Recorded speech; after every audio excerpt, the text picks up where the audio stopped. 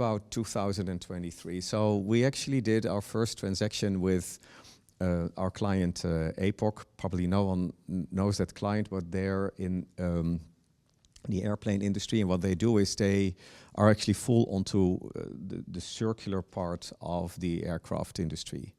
So they basically buy engines or wheels and these type of things. They completely refurbish them and then lease or sell them back. So it's all about reuse. It's and they wanted to finance a smaller asset where they actually wanted us to help them with the tokenization of this.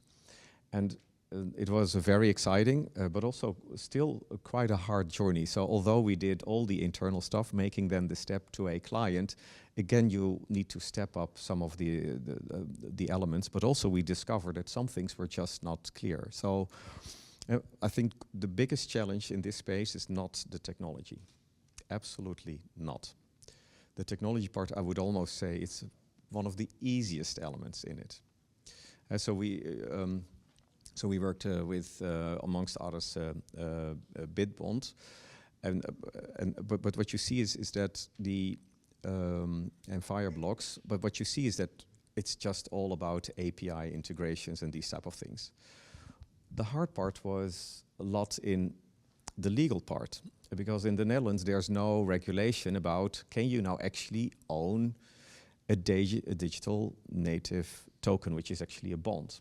In Germany that's arranged, there's legislation in Germany, but in the Netherlands there's not. So we had to talk with the regulator, we also had to talk a lot with our internal people, we had external legal advice. But understanding this and actually getting this right, it was very important. Also to make sure, for instance, right, when the tokens were out and people actually were having the bond, that they really were, no matter what the circumstances are, the true owners of it, right? So, and those type of things, in terms of legislation, were things we really had to take care of to make sure that we did everything correctly. And that was actually most of the work, believe it or not. In the end, we managed. But still also, we're working now also on new transactions. It's each time, again, a bit of a search on how to do it. Where, for instance, again, if this would have been under German legislation, would have been much less an issue because they already have the laws in place to do this.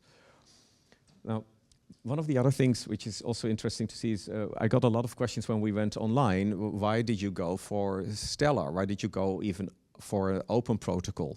Now, for open protocol for us was just almost a no-brainer because we didn't want to have an extra dependency on a closed network, right? So we believe this is solid, that is very stable, but you've seen what's happening with FTX and all the others. We didn't want to have another party and a reliance on another party in it. Again, also from the trust equation. The other thing is, since this is still early, the protocol gives us flexibility. So the flexibility is our programmers can actually check a lot of things themselves and also can integrate with it ourselves. We don't need a third party for that. But we might also use a different protocol for a next transaction, and there's basically no obligation. So also for our learning journey, it was